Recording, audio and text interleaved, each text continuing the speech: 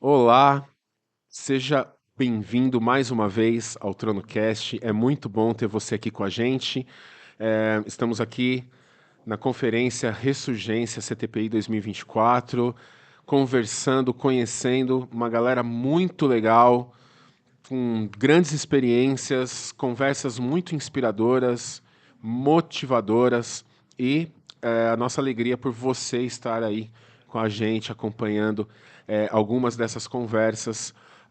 Hoje, neste episódio, nós temos o prazer, a alegria de receber com a gente aqui o Vinícius, da Escola Muito Genebra. obrigado. Vinícius, seja muito bem-vindo. Cara, que legal te conhecer, conhecer um pouco da sua história, do seu projeto. E hoje os nossos espectadores aí vão também conhecer um pouco da tua vida e se inspirar um pouco com o Vinícius. Vinícius, muito bem-vindo ao TronoCast. Tô em casa já aqui também, então aquele nervosismo já até passou, a gente já vai seguir já direto. Sensacional, que legal, cara. Que bacana. Você tem a você tem a leveza, né? Você tem a leveza de um clássico morador de frente de praia. Você viu a brisa assim batendo no cabelo. Sim, sensacional, super bronzeado, né? Um Você cara vê, que ó, ama ir pra se praia. a pessoa olha pra mim, ela sabe que eu sou do Rio. Ela olha e fala, cara, é o carioca na sua melhor definição, entendeu? Sensacional. Só que não. Legal, muito bom. Vinícius, nasceu no Rio? Niterói, não é? Nasceu em Niterói. Niterói é a melhor parte do Rio, que você tem toda a vista, mas você se mantém ali num local mais seguro, Uma segunda mais mais tranquilo, bucólico. né? Vou na venda ali, falo, pago depois, e não pago, mas tá tudo certo. Cadê? A gente criou honra de compromisso. É, isso aí. Mais silencioso, né? Um lugar mais tranquilo, do surf ali. Lembra um pouco Sensacional. Floripa, de É, né? certa forma ali, essa Verdade. parte de praia, essa parte... Só não tem a ostra, que é o que me sinto falta ali quando eu visito Floripa. Você tem aquela parte gastronômica, né? A parte gastronômica é boa, né? Ali eu sinto falta um pouquinho. Mas confesso que eu trabalhei muito tempo com educação, né? Sim. Um desses períodos foi na Estácio, por isso dessas minhas andanças Ah, pelo legal, Brasil. legal. Então, eu cuidava de um projeto que rodava nos 98 campi da Estácio, antes ainda da aquisição de se tornar a Edux, então da Uhum. Universidade Estácio.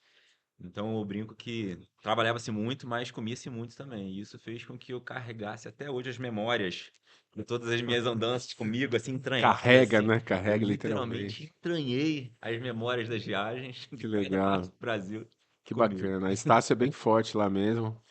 Cada 10 pessoas que a gente conhece, 6 ou 7 estudaram na Estácio. E que bacana. E você sempre trabalhou nessa parte da educação. Você agora está com uma escola bem bacana, a Escola Genebra aí, tem uma ótima avaliação, né? A gente já estava conversando aqui, querendo que o Vinícius com a equipe dele aí sinta no coração de abrir uma dessa em Floripa. A gente precisa muito de uma escola assim, confessional, uma Vamos falar escola sobre isso hoje aí. Como é que abre uma cristã. escola, né? O que que É, é uma pô. escola cristã? Quem Então, sabe, olha né? só. Quem sabe aí a gente. Às vezes quem vai abrir é quem está assistindo a gente. Então depende Olha disso aí. também, entendeu? A gente tem que tocar Talvez. corações. Isso aí. Então assista aí, ouça essa entrevista com o coração aberto, hein? Coração aberto. Já tô orando por você desde antes da escola começar. Então, Que eu brinco legal. aqui, eu acho que é muito dessa proximidade nossa com o CTPI, é porque diferente de talvez grandes grupos educacionais, né? Eu tenho uma visão, e eu posso dizer que uma visão compartilhada por Deus de que a escola, uma escola cristã, ela em muito lembra uma igreja. Ela precisa ser plantada. Ela não Que pode ser legal. aberta, né? Eu aqui no CTPI, né, a gente está fazendo a parceria esse ano pela primeira vez. Eu já participei de outras conferências, essa é a Uhum. primeira que a gente vem como patrocinador. E muito do que tem sido falado, né, nas plenárias, muito do que tem sido colocado aqui, até na temática desse ano, de profundidade e influência, eu acho que tem tudo a ver. Eu acho que Tudo a ver com é, educação, né? a educação tá no sangue do protestante. Então, o letramento, a gente tem projetos de letramento que a gente faz em comunidades, por exemplo, onde a gente faz o letramento através da Bíblia. Então, a gente tem as Que escolas onde a massa. gente atende um público específico, mas a gente precisa se comprometer com a cidade, literalmente, né? Sim. E escola não se abre. Quando se abre, né? Muitas pessoas perguntaram, poxa, como é que faz para abrir uma franquia? Não é a pegada, porque Uhum. franquia é negócio. E não que a Sim. escola não seja, a escola é um business, a escola tem lucratividade, Sim. mas a pessoa que olha para a escola como uma diversificação, ou ela vê uma oportunidade de negócio e ela apenas abre, perde-se muito da essência. Tudo Legal. numa escola cristã precisa ser muito intencional. Que Da legal. entrada, desde o trabalho. Então, essa intencionalidade se perde quando você está insatisfeito com a franqueadora e você vai mudar a placa. Quantas Uhum. igrejas você conhece que mudam placa, Sim, sim. né? E Legal. escola não é muito diferente. Então, o Uhum. coração daquela pessoa que arde por montar uma escola tem que ser muito similar ao coração do plantador. Quem sabe a gente não lança aí até um CTPE, né? Centro de Treinamento de Plantação de De Escola. escolas. Uau, No que caso do legal. Carioca, vale o escola mesmo, né? Pode manter o Escola, I. o Então, X, né? então já bota Escola. CTPX, entendeu? Mas Escola, sim. Legal. E é muito legal isso que você está falando, porque quando. Vou falar da minha percepção, Uhum. né? Cheguei aqui, né? Eu sempre vim no CTPI, já ajudei em outras conferências, agora nos 2 últimos anos, junto com a equipe TronoCast. E, de repente, fui chegando ali na parte dos stands, das parcerias, e vi ali Escola Genebra, e automaticamente Genebra me fez lembrar de João Calvino, né? Como ele priorizava, Sim. né? E se empenhou, né? Não é só uma questão de priorizar, tipo, eu priorizo, mas participo de longe. Não, ele se empenhou mesmo, né, em desenvolver toda uma estrutura, um sistema de educação, porque ele sempre percebeu, né? Aí aqui a conversa de presbiterianos, né? Ele percebeu que a igreja precisava influenciar a sociedade diretamente, não só religiosa, mas também intelectualmente, né? E vice-versa. E aí, então, uma cidade saudável também produziria uma igreja saudável. Então, isso é muito importante, né, Vinícius? É, e uma característica de Genebra, né, trazendo um fato curioso, talvez, para somar, eu gosto muito da perspectiva de Calvino como um arquiteto, que às vezes é Uhum. pouco trabalhado ali, como um arquiteto das cidades. Quando Legal. você vai em Genebra, Genebra, para quem não faltou aula de geografia da escola, ela fica numa pontinha ali da Suíça, quase França. Hoje, como a Suíça é muito cara, muitos genebrinos vão para a França, compram, compram a carne e voltam. E tem até uma lei que só pode trazer 1 quilo de carne. Então você não pode nem Uau, trazer muito. Se você sério? pegar, você paga multa. Caramba, Entendeu? meu Mas o Deus. legal quando a gente está falando do período ali, comecinho do século XVI especificamente, a Uhum, cidade de Genebra, por muitos ataques que se tinham, né? E aí você tem reformadores como Coligny, como outros ali também, uhum. ela era fortificada. Tem os muros da cidade velha hoje que fortificam. E uma das coisas mais ousadas que Calvino faz é ele coloca uma universidade pública gratuita fora dos muros da cidade. Uau. Ele constrói um teatro fora da cidade. O Parc des Bastions, que é onde fica o Muro dos Reformadores, que Uhum, é recente, é uma obra muito recente da nossa época, uhum. ele fica fora dos muros da cidade. Então é um convite que Calvino faz ali, olha, a gente não pode estar encastelado. Então a gente conhece muito da teologia, mas essa teologia da cidade de Calvino é uma das coisas que Legal. mais me encanta e de certa forma quando Deus ele inspira o nome da escola cristã em Genebra e a gente pega essa essência de Genebra, não é meramente por ser uma escola inspirada no modelo suíço, né? Eu me formei na Suíça, fiz mestrado, doutorado na França também, então trago um pouco dessa questão da educação europeia, mas da Suíça saíram os reformadores que evangelizaram o nosso país. Primeiro culto protestante, a pedido de Villegagnon para Calvino, acontece ali no Rio de Janeiro. Que legal. E o impacto que essa cidade, que esses cidadãos da cidade, né? Quando você pega John Knox, por exemplo, que vai para Genebra procurar refúgio, né? A gente quer ser essa escola refúgio para que os pais possam mandar e não seja uma bolha onde simplesmente a gente proteja das influências, mas seja uma academia onde, né, ele está ali se preparando como John Knox. Para Quando se John Knox volta, posicionar.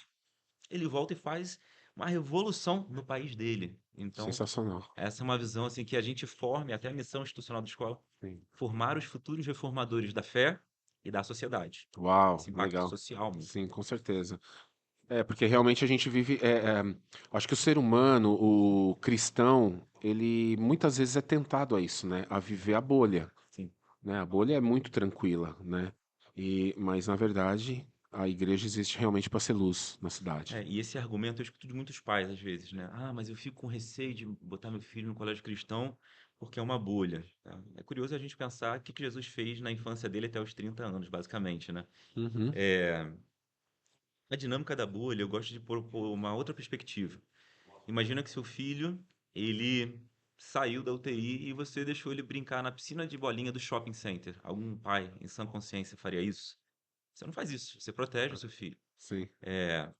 É difícil você imaginar uma criança sendo sal e luz com 3 anos de idade, Uhum. com 5 anos de idade. Sim. Porque esse sal precisa ser refinado. Essa luz ela precisa ser trabalhada, ela precisa ter óleo, porque não adianta você botar uma candeia embaixo da cama. E às vezes quando a gente fala de educação, a gente acha que não, não, meu filho, ele vai na escola dominical, ele tem ali, vamos supor, 1 hora de contato com o professor na igreja, são Uhum. 50 domingos por ano, talvez, então Uhum. vamos chutar 100 horas. Uma escola, o mínimo que ele vai passar por contrato são 800 horas. Se ele fica integral, está falando de 1.500, às vezes até 2.000 horas que ele passa. Quem você acha que está refinando aquele sal? Quem Uhum. você acha que está trabalhando aquilo lá? E é muito difícil, né, quando você percebe que chega na adolescência e você perdeu. Você perdeu o intelecto do seu filho. Né? Deus nos chama, como John Stott fala, fogo no coração e luz na mente. Só Uhum. que isso precisa ser trabalhada. Então, essa bolha que às vezes muitos pais pensam de maneira pejorativa, Uhum. nada mais é do que uma academia. Vamos preparar, vamos tornar Uma sua escola. incubadora, né? É uma incubadora, gostei do nome, vou começar a usar. A gente Sim. precisa incubar nossos filhos realmente. Foi assim que o Senhor, ao longo da história, protegeu a palavra dele com o povo de Israel, incubando a palavra, protegendo a palavra geração após geração. A gente precisa dessa nova. Entender que a gente está no exílio especificamente Isso. e, e ter uma cultura assim, de amor à palavra, de proteção. Obviamente, talvez na cidade que está assistindo, talvez não tenha uma escola cristã. Você precisa redobrar a sua atenção, porque muito do que se tem colocado como pedagogia, como ensino, que às vezes são muito bonitos, são princípios humanistas que ferem absurdamente a cosmovisão cristã. Quando você escuta a escola falando, aqui o seu filho é o centro do nosso projeto de ensino, isso é uma visão humanista. Humanista, Pode sim. ter certeza que ali aquele professor vai ser chamado de educador. Uhum. Desculpa, quem educa é pai e mãe, né? Na Sim. nossa escola a gente tem profissionais de educação, professores, nós professamos, né? A educação é do pai e da mãe, essa proeminência do pai e da mãe, que essa revolução do sexo, de gênero, de tudo mais, que tirou da mãe o direito de educar os seus próprios filhos, isso tem feito um estrago gigantesco. Sim. Cara, que interessante isso, né?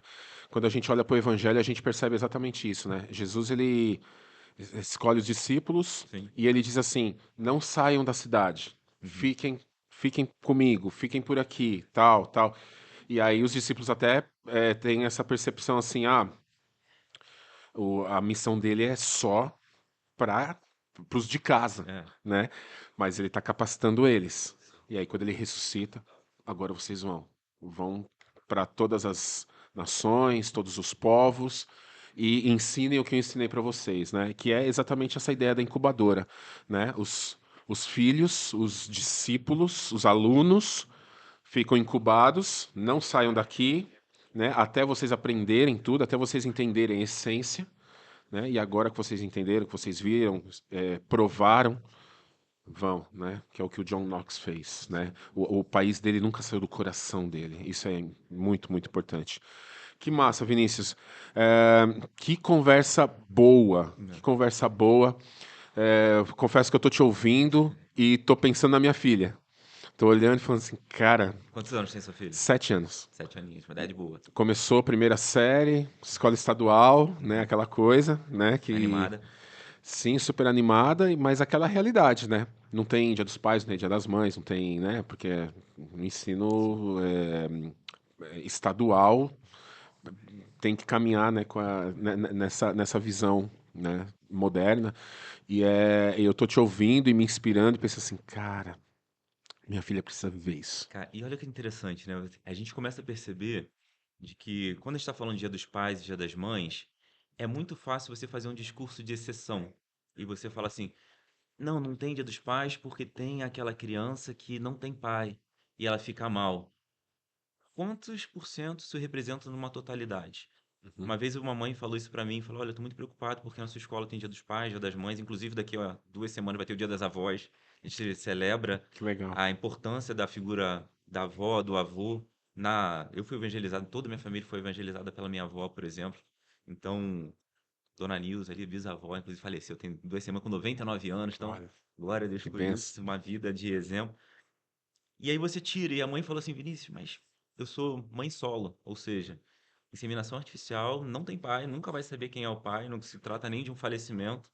Como é que meu filho vai participar do Dia dos Pais? E aí eu poderia ter sido um diretor tradicional e falado, realmente, o Dia dos Pais pode prejudicar o seu filho, então não vamos fazer o Dia dos Pais. E muitas escolas têm seguido esse caminho. Agora, olha como um cristão precisa se posicionar. O seu filho, mais do que qualquer outra criança nessa escola, precisa do Dia dos Pais. Porque você teve o direito de escolher ser mãe solo. Agora, se o seu filho não tiver uma figura paterna, se ele não olhar que um pai vai na escola, brinca, chora, se emociona, é presente, como que ele vai crescer e como que ele vai ser pai no futuro? A gente Exatamente. não pode roubar do seu filho o direito de ser pai. Como ele não tem em casa, ele precisa aprender na escola. Uhum. E aí a gente tira. Em Minas Gerais, por exemplo, alguns estados, algumas cidades têm trabalhado não mais. Primeiro tira o dia do pai e da mãe, trabalha-se o dia da família. Hoje trabalha-se o dia de quem cuida de mim. Então, até mesmo a nomenclatura, eu falo que a gente vive uma guerra etimológica. A Uhum. gente perde palavras. Quando Sim. você olha, e às vezes, que muito cristão dá mole, vou usar uma expressão bem carioca, né? Dá mole. Nós defendemos a família. Eu não defendo a família. Porque se você olhar o que está escrito como definição de família hoje no Wikipedia, nos dicionários modernos, não é a família que Cristo nos ensinou através de toda a Bíblia. A última definição, por exemplo, de família que eu acredito foi do dicionário Webster de 1826, 27, se não me engano, porque era um dicionário que trazia as definições de todas as palavras à luz da Bíblia. Usa a Bíblia. Hoje, família é qualquer coisa. Se você entender, pegar hoje, abrir aqui no nosso telão, Wikipedia, o que que é família, você consegue encaixar uma população carcerária como um conceito de família. Desculpa, porque aquilo não é família. Quando Uhum. você pega o conceito de família, essa família precisa ter um cabeça. E é muito engraçado que no dicionário Webster, no dicionário de língua inglesa, ele traz a figura de precisa ter um manager, precisa ter uma pessoa que seja. Então, eu não defendo a família.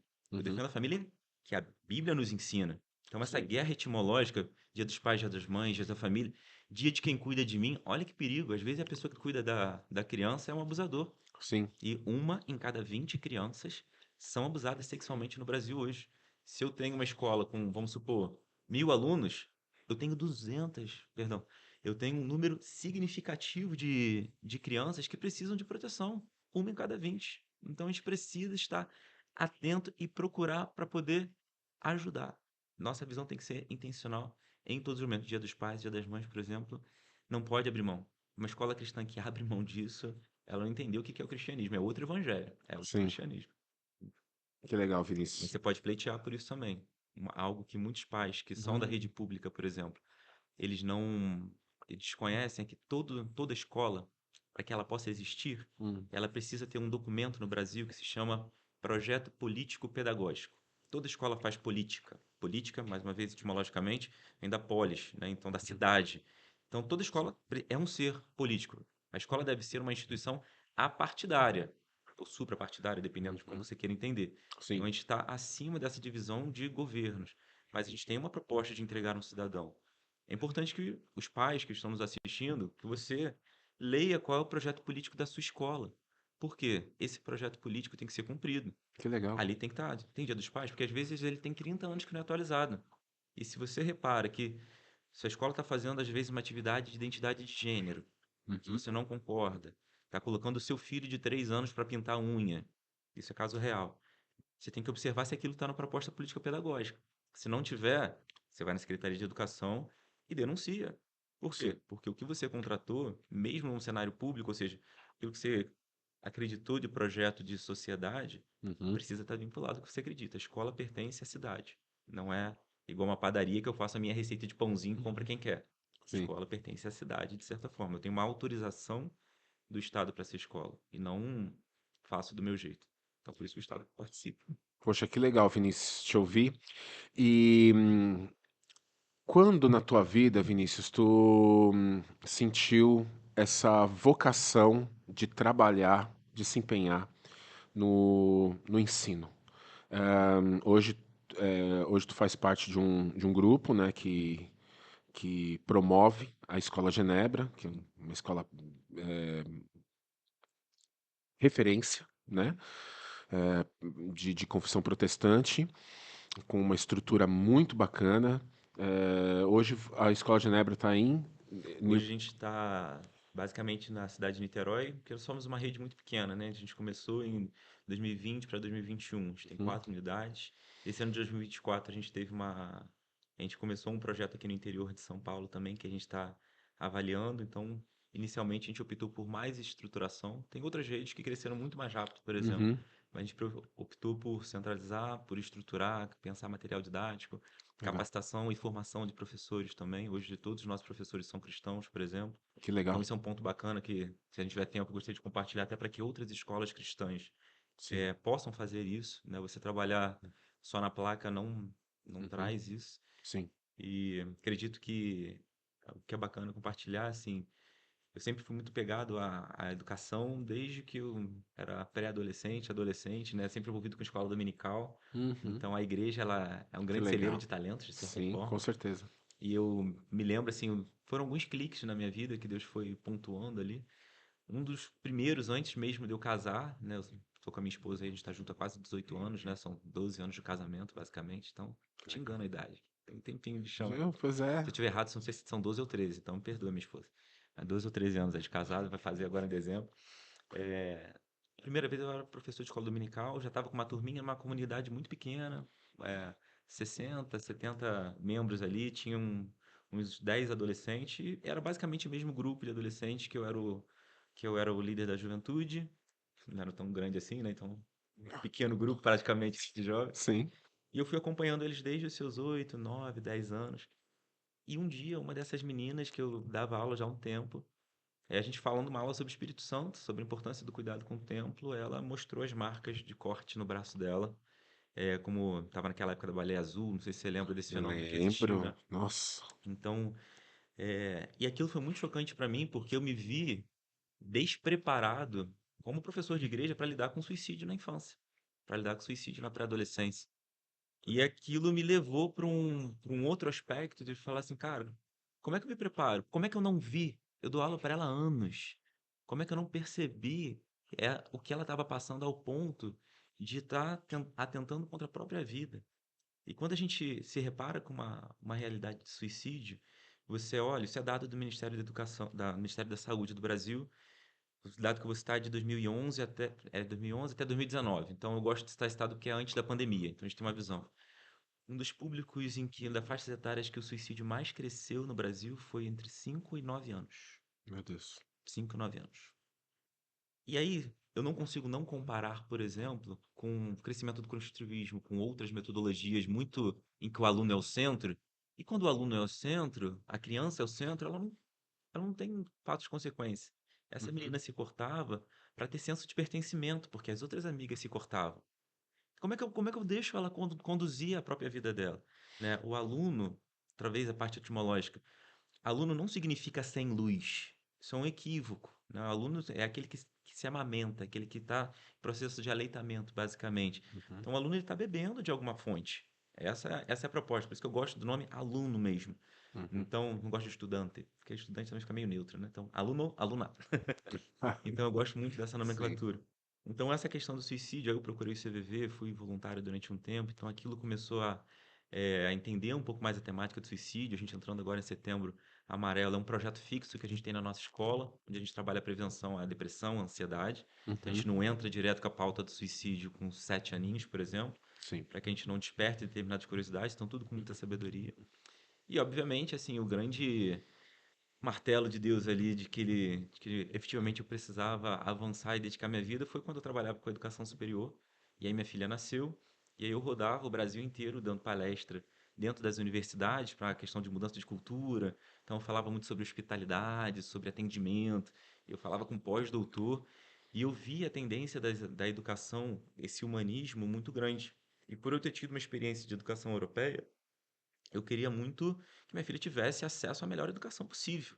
Uhum. Quando eu procurava uma escola que oferecia uma educação fantástica, era extremamente progressista, num sentido pejorativo da palavra.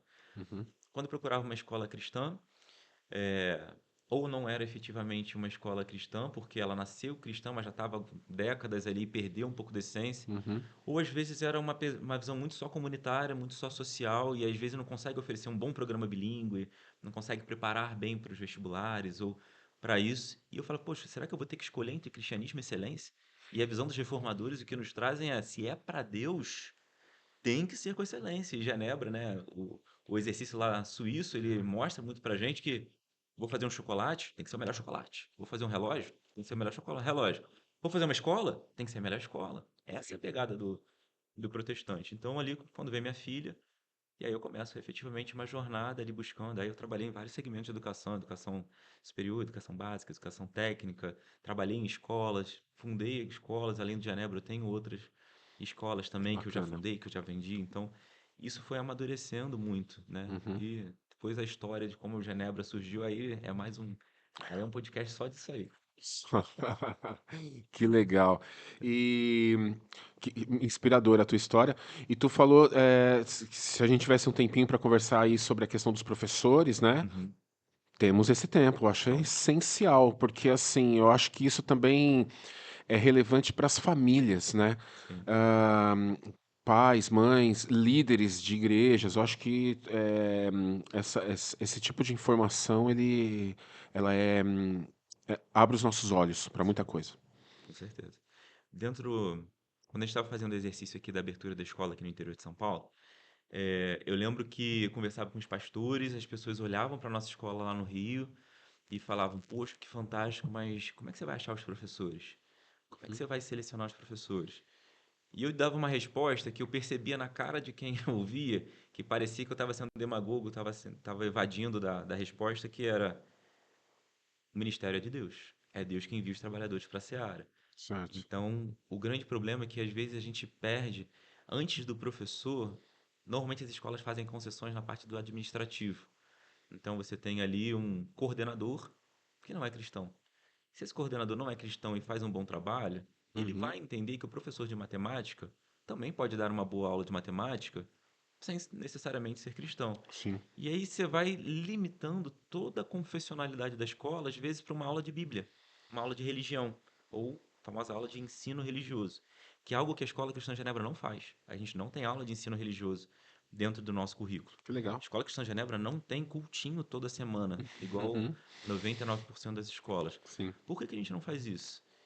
Por uma questão muito simples. A gente não tem uma visão departamentalizada da nossa fé.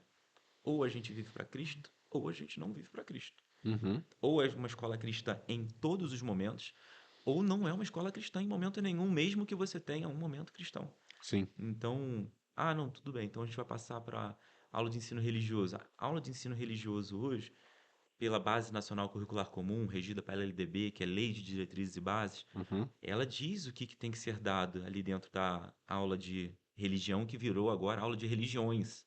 Então você tem que Uhum. apresentar, mesmo sendo um colégio confessional, que é uma autorização que o governo dá, você tem que Uhum. apresentar as mais variadas religiões e das mais variadas formas. E colégios, às vezes, que se pegam presos e acabam. A gente tem colégios, por exemplo, católicos, muito grandes, muito tradicionais, que você convida pessoas de várias religiões para poder apresentar sua fé para os seus alunos. Se você matriculou seu filho em um colégio católico, você quer uma fé católica, ou minimamente valores cristãos. Se Sim. matriculou no colégio adventista, idem, colégio judaico, mesma coisa. Uhum. Então, quando a gente tira a aula de religião, por exemplo, o que que a gente faz? A gente pega essa. Contando como é que o Genebra faz hoje e na expectativa de inspirar outras escolas a repensarem os seus projetos políticos pedagógicos.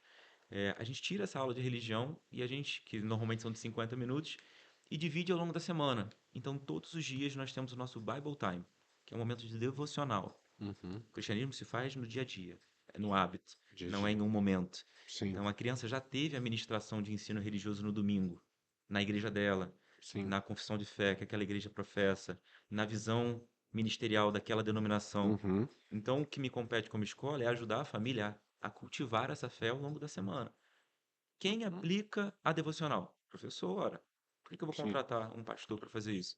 Um capelão? O Sim. professor é quem conduz, é quem está à frente, é quem mantém. Que legal. E Vinícius, como é que você consegue? Por que que você está contando essa história mais longa? Porque nessa visão de projeto político-pedagógico, uma questão mais técnica, o professor, para que ele possa ministrar o ensino religioso, por exemplo, ele precisa conhecer da cosmovisão cristã. Quando eu estou no processo seletivo, eu não faço nenhum tipo de exceção. Todos os profissionais que me mandam um currículo estão qualificados na escola. Uhum.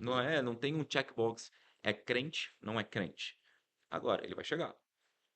E ele vai ser sabatinado. Como você aplicaria a cosmovisão cristã nessa aula que está falando sobre divisão numérica, sobre frações, nessa aula que está falando sobre regência verbal, como que você faria? O camarada que não sabe nada, ele não vai conseguir aplicar. Virou uma Uhum. questão técnica. Técnica, exatamente. Ele não pode chegar pra... É a mesma coisa que um professor de inglês querer me processar porque não ganhou a vaga de espanhol. Ô, meu amigo, você não fala inglês, você não fala espanhol. Você é muito bom em inglês. Então a gente sai daquele aspecto de torcida, de partidarismo, crente não é crente, fala, vamos aplicar bem. Até porque tem muito cristão que se diz nominalmente cristão e que vai na nossa escola falando que está congregando, que está desigrejado, e que, como o nosso pastor disse, é um grande pirata. A gente tem também nas escolas muitos Sim. piratas ali que vão dizer que estão congregando só para ganhar a vaga, então não é uma questão nominal e a gente também não quer expor a fé de ninguém agora. Ele precisa aplicar a cosmovisão dentro da aula dele. É remir o currículo pedagógico e entender que tudo parte da Bíblia. Hum. A ciência, como a gente coloca, né? Sua filha vai para o segundo ano que vem. Então, a partir do segundo, terceiro ano, a gente já começa a falar sobre criação do mundo.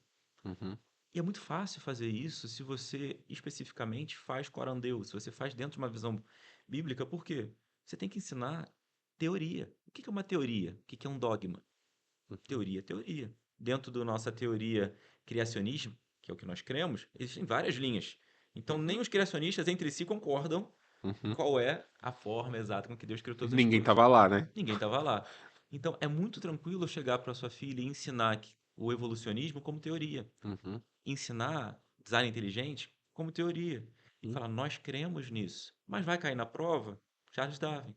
Só para ficar mais difícil, só para você não botar eu creio que foi dessa forma, isso não gera conflito. Agora, qual é a grande questão? A gente tem uma escola parceira na cidade de Genebra, na Suíça, em que o distrito cantonal ali, né, que eles vão checar e eles abrem os livros de ciências, dado real. Eles abrem os livros de ciência dos alunos para garantir que as colégios confessionais não citem a palavra criacionismo. Não citem que foi criado. Uau. Por quê? Porque eles falam que é errada. Aí eu lhe pergunto, como acadêmicos que somos aqui, convido a todos a fazer esse exercício. Se a teoria, ela não tem que ser ensinada como verdade. Concorda comigo? Exato. Eu tenho que mostrar todas as teorias. Teorias. Por que eu posso mostrar a teoria do panspermismo cósmico, que seres extraterrestres semearam em vários países e o nosso país floresceu? Por que eu tenho que ensinar isso? Né? Tem que citar isso. E não posso falar da teoria de um Deus que tudo criou. São Uhum. teorias. E aí você Sim. vê que tudo é laico desde que você não seja cristão. E as escolas confundem Estado laico com laicismo francês, que são Uhum. duas pontas bem diferentes. Sim. Então, no Estado laico, a fé é bem recebida. No Uhum. laicismo, ela é rechaçada. Sim. Então, a gente precisa trabalhar uma educação e os professores, desde o processo seletivo, desde a revisão dos planos de aula, desde as conduções, desde os feedbacks que os pais passam sobre as conduções que são feitas, eles precisam ser conduzidos. E o diretor cristão que, tipo, por acaso, vem me assistindo, Deus é o diretor dessa escola. Deus é quem dirige. Ele cuida da seara dele. Ele vai mandar a pessoa. A gente tem que ser menos prepotentes de achar que o sucesso da nossa instituição educacional depende de nós. Senão é a mesma coisa que o pastor achar, e acontece muito, né? Achar que o Bastante. sucesso da denominação dele é porque ele prega muito bem. Não, é misericórdia de Deus você pregar bem. Uhum. Então, se o colégio está indo bem, e você faz ali, eu até brinquei com você, né? Uhum. A Escola Cristã de Genebra não tem sala do diretor. Não tem Uhum. a minha sala que eu boto lá meus diplomas. Por quê? Porque é Deus que dirige. E quando eu falo que eu não tenho sala, o que eu quero dizer para toda a equipe que trabalha para mim, hoje eu tenho aproximadamente uns 400 funcionários, é que, olha, é Deus que dirige. Eu trabalho com você para o Senhor. Você Uhum. pode mentir para mim como chefe, mas Uhum. se você falar a verdade, a gente junto vai conseguir avançar mais, porque do Senhor você não esconde. Então isso é diferente. Muito legal, Vinícius, porque quando a gente se conheceu ali, eu perguntei, né? E tu falou exatamente isso, porque quando a gente te ouve dizendo que tu não tem uma sala tua, uma sala que você expõe os teus diplomas, seus troféus, ah, isso, isso dá uma conotação de acessibilidade. Tu é um cara acessível. É, tem que ser. Está na escola, não está fechado numa sala onde apenas pessoas que você escolhe podem entrar. Você está no ambiente. E isso é muito, muito legal. Isso é muito cristão, né? Assim como Jesus não tinha uma sala, não tinha um gabinete, ele estava em movimento. Sim. Estava sempre nos cenários, acessível às pessoas. Isso é um pouco da visão aplicada do sacerdócio universal também, Isso. de que o pastor, ele não é mais importante que o diácono. Exato. de que o diretor, ele não é mais importante que o professor. Muito pelo contrário. Uhum. A figura mais importante da escola é o professor, Sim. porque é ele quem está em contato 95% do tempo com o aluno. Uhum. Então, essa pirâmide ela precisa ser realmente invertida. Sim. O professor ele precisa ser aquele camarada que ele é servido, e Sim. não ao contrário. Ele entrega a burocracia dele, pauta, presença, nota, para que ele preste conta do trabalho dele. Ele não para que eu possa fazer o meu. Preciso de indicador. Não, não deve ser essa Uhum. a cultura dentro de uma escola. E se Legal. o professor não tem liberdade de falar isso dentro de uma escola cristã e de apontar os erros, de colocar, de fazer esse alinhamento, né? É muito difícil você conseguir efetivamente passar para a criança. Um detalhe, por exemplo, da nossa escola, existiam os murais, né? Você provavelmente quando pega sua filha, às vezes você entra na escola, você vê os murais dos trabalhinhos. Sim. É, aquele professor, a gente entende que o mural é o trabalhinho do professor. Ele precisa fazer um projeto. Ele aprova o mural, tem uma área que aprova os murais, ajuda, o que você precisa de material. Por quê? Porque o aluno, ele vai fazer uma boa prova, um bom trabalho, se inspirando no professor. Não Uhum. tem como você desassociar. O Que aluno é legal. reflexo do professor. Então, se o mural dele é de qualquer jeito, ele bota aquele EVA e coloca todos os papéis chapadão, assim, tudo preto e branco, eu não posso esperar que o meu aluno faça um trabalho muito melhor do que isso, porque a referência dele é diferente. Sim. Então, Jesus ele fala que nós faríamos coisas muito maiores que ele. O professor ele tem que ter essa noção de que os alunos dele vão fazer coisas muito maiores do que ele. Mas Sim. nem por isso Jesus fez coisa meia boca. Muito Ele legal. fez de qualquer jeito. Então, essa visão do mestre, eu vou falar uma coisa meio polêmica aqui, né, mas o pedagogo a gente tem que olhar com cuidado essa palavra. O pedagogo no grego era aquele que andava ao lado, aquele que andava, que normalmente levava as crianças até o mestre, né? E aí, se a gente pegar a figura do mestre, do magister, até em latim, quem tinha o domínio, quem passava o conhecimento. Então, essa visão da pedagogia ela é muito moderna. As faculdades de pedagogia são muito modernas.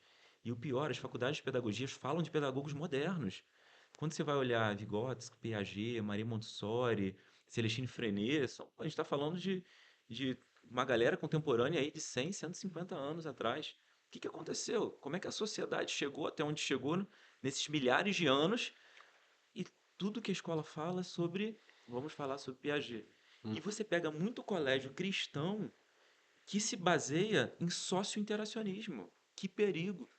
Piaget ele fala que o objetivo do professor é ensinar a criança ela tem que criar suas próprias verdades. Esse é o princípio do interpretativismo. Meu irmão, se você bota seu filho numa escola cristã e a seu filho, com toda a ignorância e o pecado que habita nela ali, que precisa ser alvo da graça, são pecadorzinhos que a gente Uhum. recebe todos os anos. Até minha fala, esse ano nós receberemos tantos pecadorzinhos que precisam receber a graça de Deus. Sim. Se ele cria uma verdade em que Deus não existe, desculpa, ele, seu filho errou.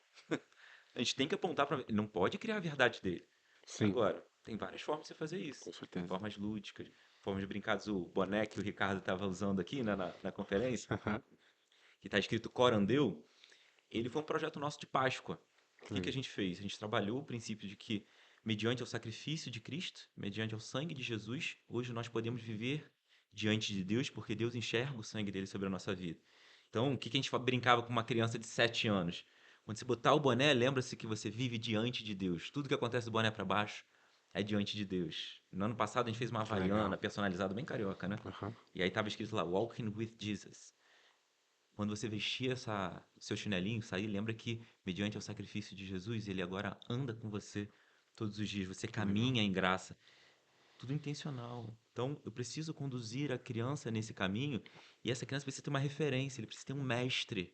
Nós Uhum. precisamos de mais mestres e menos pedagogos. Nada contra, eu adoro todos os pedagogos que trabalham comigo, acho importante o trabalho, mas confesso que as O caminho faculdades não são acaba no brilhantes. pedagogo, né? É Acho que isso. não acaba e eu acho que o pedagogo cristão hoje, que temos vários certamente que estão nos assistindo, ele precisa caminhar uma milha além da faculdade. Ele precisa entender que a faculdade apresenta para ele um cardápio de um restaurante, mas que não necessariamente aquele restaurante é o melhor do mundo. Só que são 4 anos falando, colocando. Recomendo muito a leitura dos artigos do Solano Portela, por exemplo, que fala bastante sobre a crítica a Piaget, a crítica a Vygotsky, a crítica a esses teóricos e como que eles ferem a cosmovisão cristã. Né? Todo professor, isso a gente fez muito forte, agora a gente está fazendo o reshape, é um curso que a gente tem interno, né? Chamado Uhum. Educação Corandeu. Então, o meu professor ele chegava e ele preenchia um dossiê em que ele tinha que apontar, cara, onde Piaget fere a fé cristã.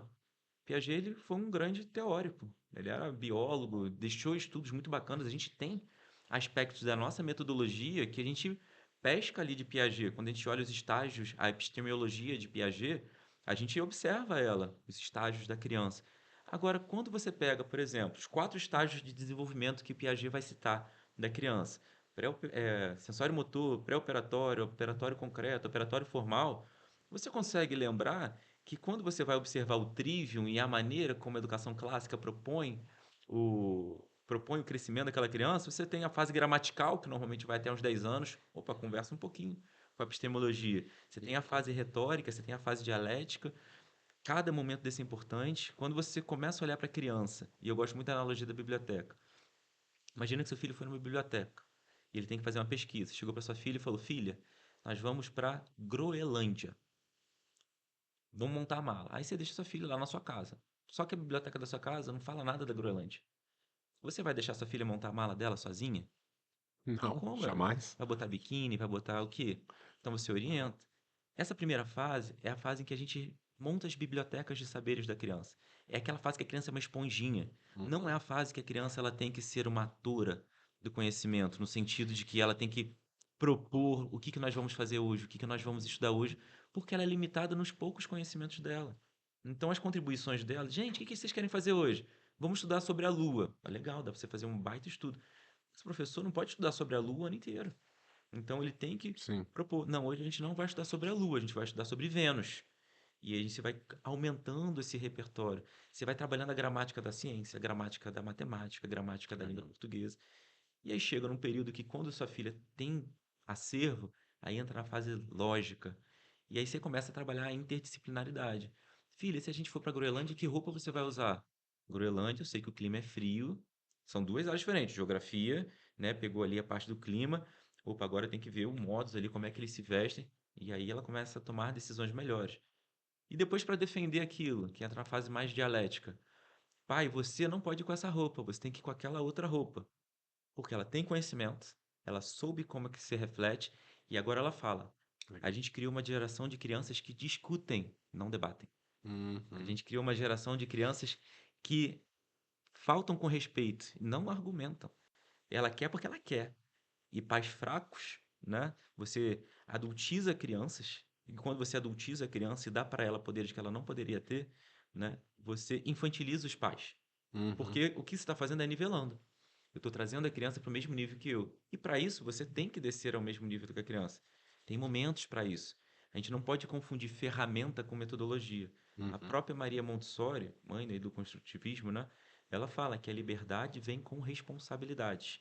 Então, eu só dou uma faca na mão de uma criança para ela cortar se ela souber como manusear. Porque Uhum. se eu dou uma faca e ela vai brincar, ela vai se cortar, ela vai se machucar. Então, eu Uhum. posso privar a criança de encostar o dedo na tomada. Porque eu sei que dá choque. Ela não vai entender. Ela não sabe o que é eletricidade. Ou eu posso deixar ela tomar o choque. São métodos.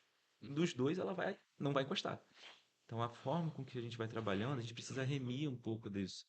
O professor faz parte desse processo.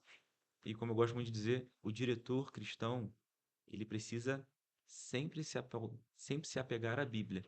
Ele passa a direção, mas a direção não pode vir da cabeça dele. A direção não está baseada nos diplomas dele. Sim. Não está baseada no que o mercado está pedindo. Uhum. Porque senão virou uma igreja, igual uma igreja que, que cresce para atender uma demanda. E às Uhum. vezes é uma demanda que não é de evangelismo. Às vezes é uma demanda de desigrejados, de um monte de pirata que monta um grupo para se autossatisfazer. Deus não chamou a gente para viver encastelados.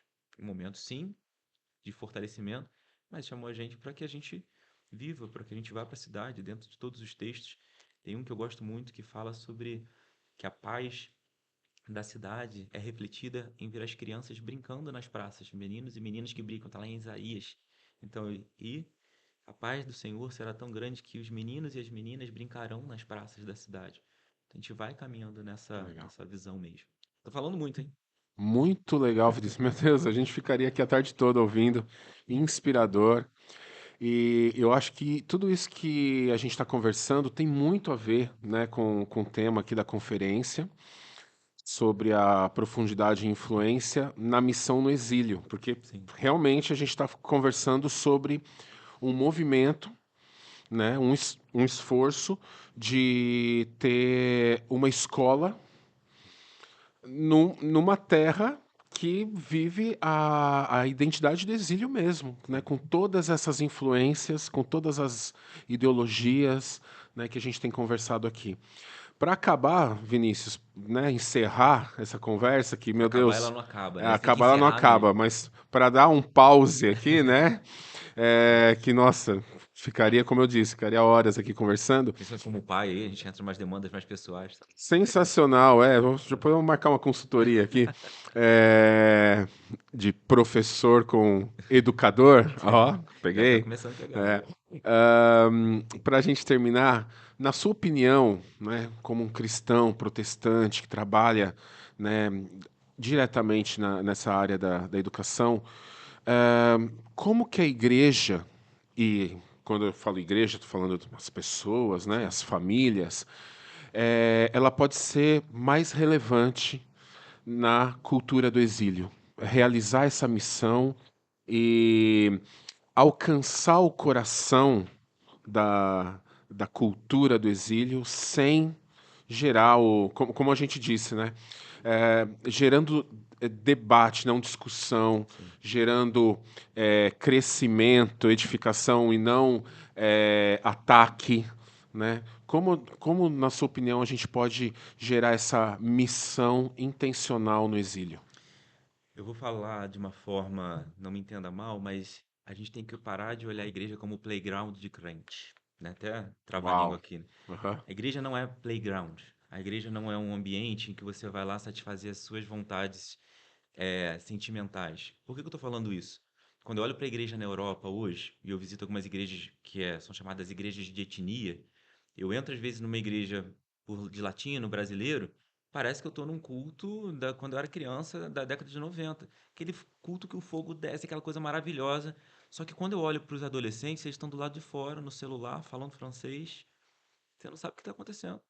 E você, para satisfazer aquela sua vontade de ter comunhão com Deus ali especificamente, de para você satisfazer aquele seu anseio, você ignora às vezes a próxima geração que está vindo. A gente está no exílio.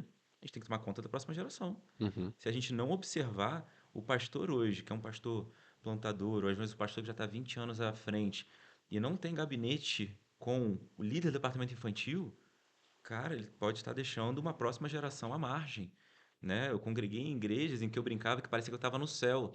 Por quê? Porque era tanta cabecinha branca que parecia que era um monte de nuvem.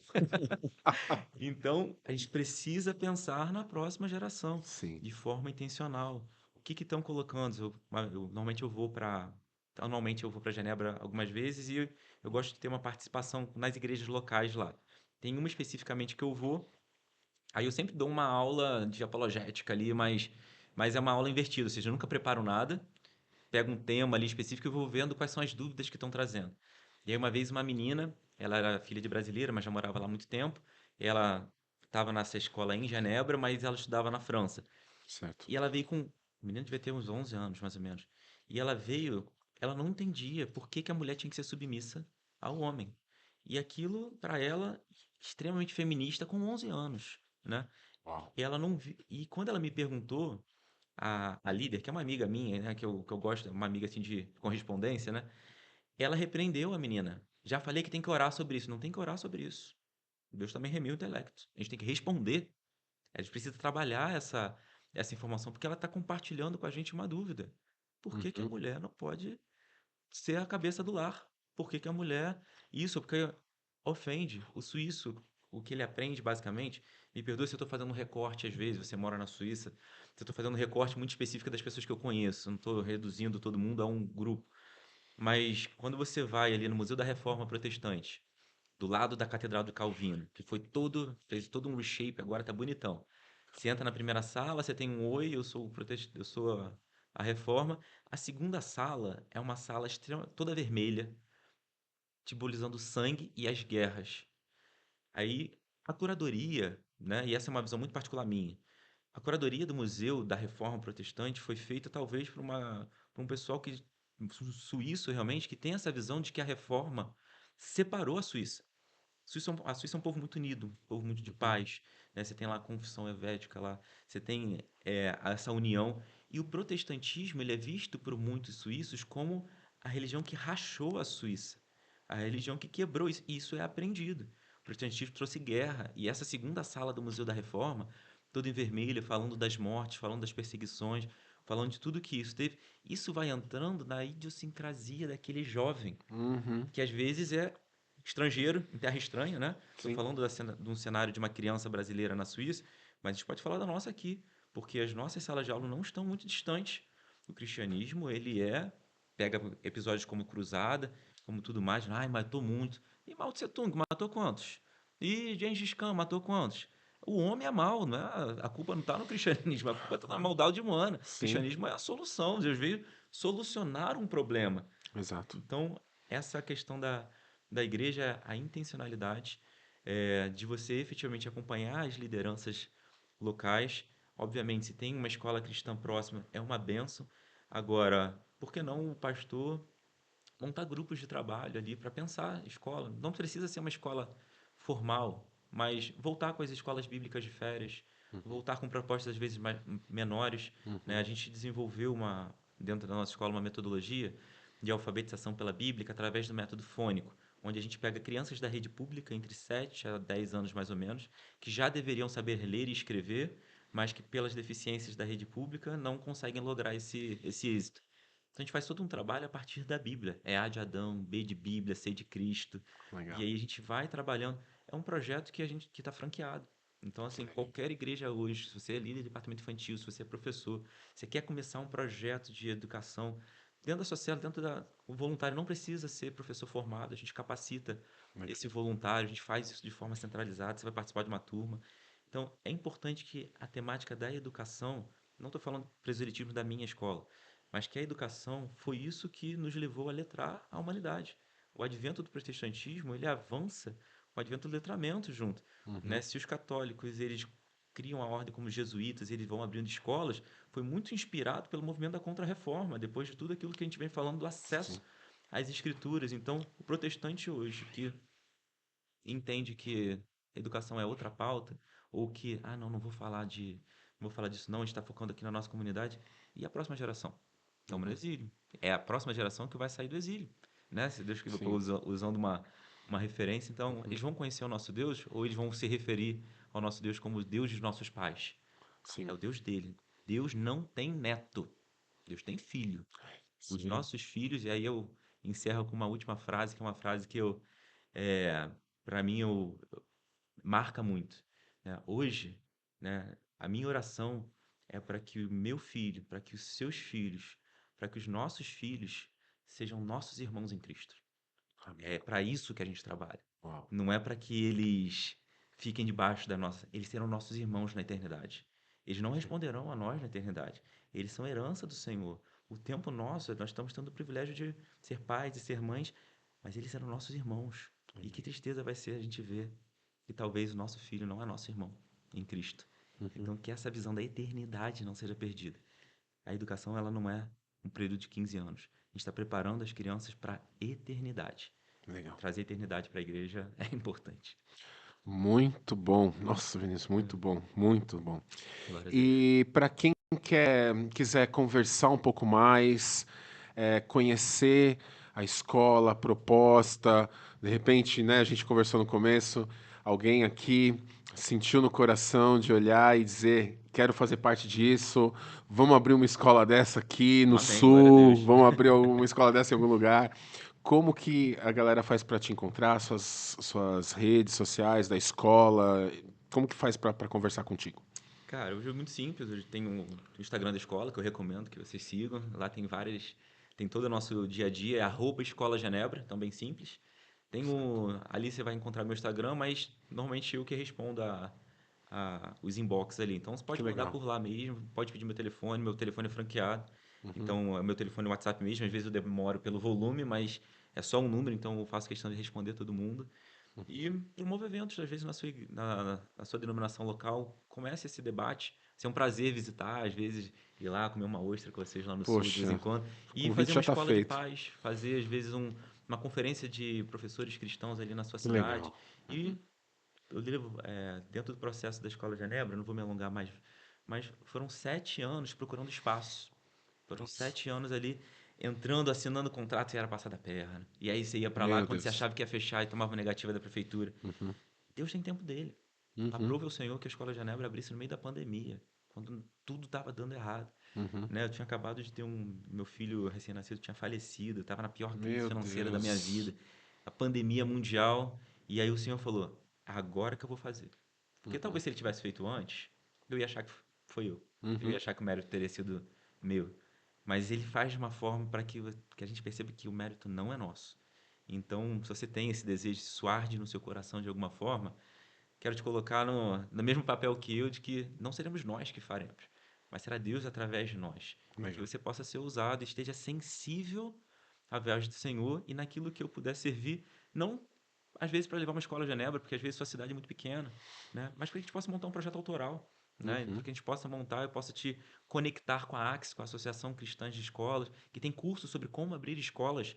Então é importante a gente retomar a educação cristã com os nossos princípios e valores. E aí eu falo muito dos valores protestantes e reformados, porque é aquele senso comum dentro do protestantismo. A gente não tem que entrar por linhas teológicas que vão gerar separação, né? Mas a gente tem que ser um, como o Pai é um. Então, é um prazer conversar com vocês, assim como foi um prazer inenarrável estar nesse Poxa, podcast. que Obrigado delícia. pelo convite mais uma vez. Muito, muito obrigado. A gente que agradece, Vinícius, que nossa, que presente te Glória a Deus. conhecer. Vamos caminhar junto, comer uma ostrinha lá em Opa, Floripa. gratinada, top. Sensacional. Comi domingo passado, cara. Aí, viu? E sem, né, sem querer fazer inveja. É, muito, muito obrigado. E fico com uma frase que você falou aqui que meu coração fisgou. Jesus também remiu o intelecto. Então, que possamos ser igreja, famílias que entendem essa vocação no exílio de também de não sermos meros religiosos, mas sermos pessoas que vivem o evangelho o tempo todo, em todos os lugares. Corandeu na veia. Corindeu, isso aí, muito bom. Jesus também remiu o intelecto.